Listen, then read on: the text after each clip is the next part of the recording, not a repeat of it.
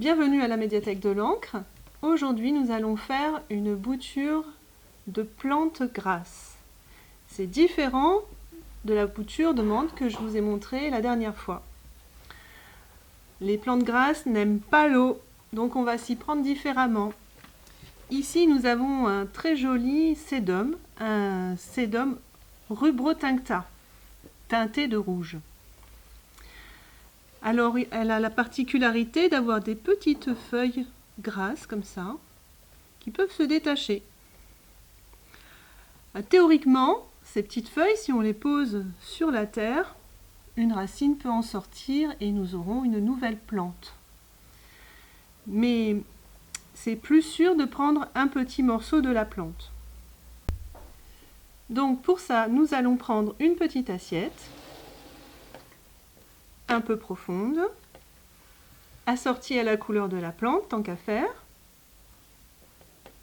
Nous allons y mettre du terreau, un terreau propre, pas un vieux fond de jardinière, qui risque d'avoir des bactéries, des parasites, des champignons, et qui ferait pourrir la petite bouture.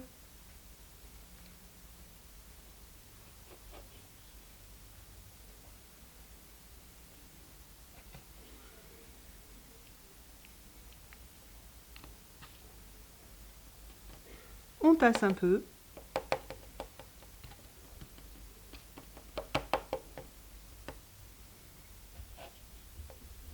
On peut en remettre.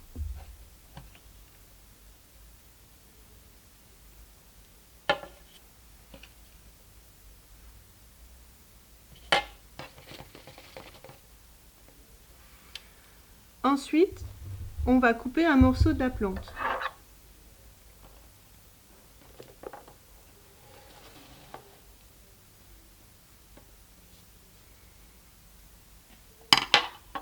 On va prendre un morceau qui fait à peu près entre 5 et 10 cm, pas très gros, pas très long.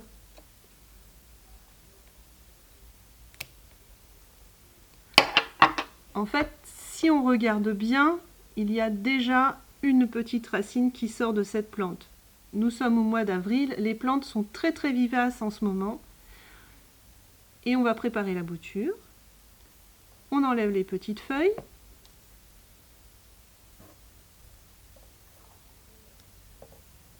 Doucement, sans arracher la plante. On tourne un petit peu la feuille. Voilà. La bouture est habillée. Et on pose la plante dessus. Et on ne fait plus rien. Les petites feuilles, on peut les mettre autour, histoire d'éprouver la théorie.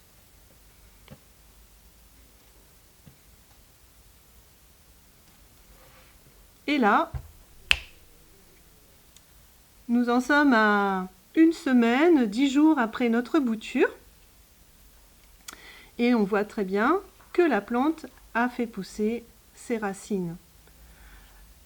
J'ai arrosé à peine, plutôt au pulvérisateur, pour que la terre ne soit pas trop sèche, mais pas mouillée.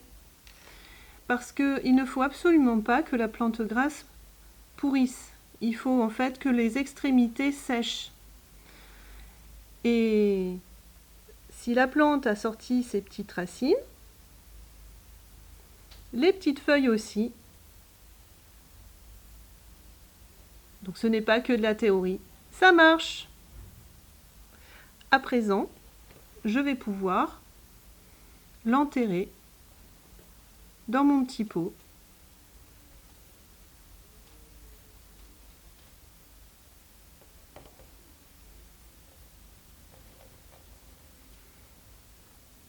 À peine, en faisant très attention aux racines, de ne pas les casser.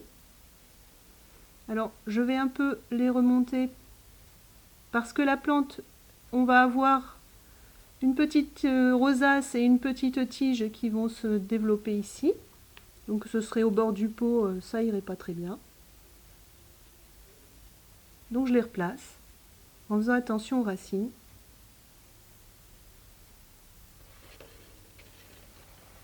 Ici aussi j'en ai.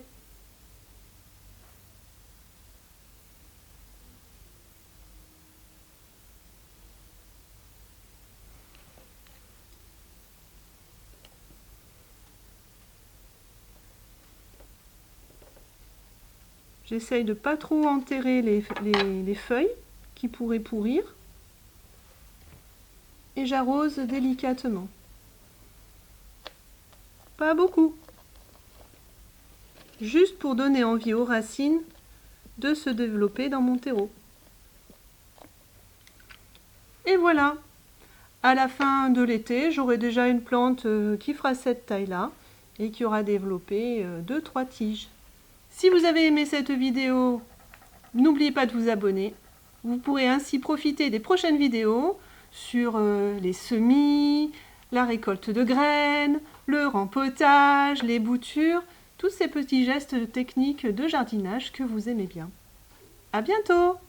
Vous retrouverez toutes ces précieuses techniques de jardinage dans nos livres. N'hésitez pas à venir nous les emprunter à la médiathèque.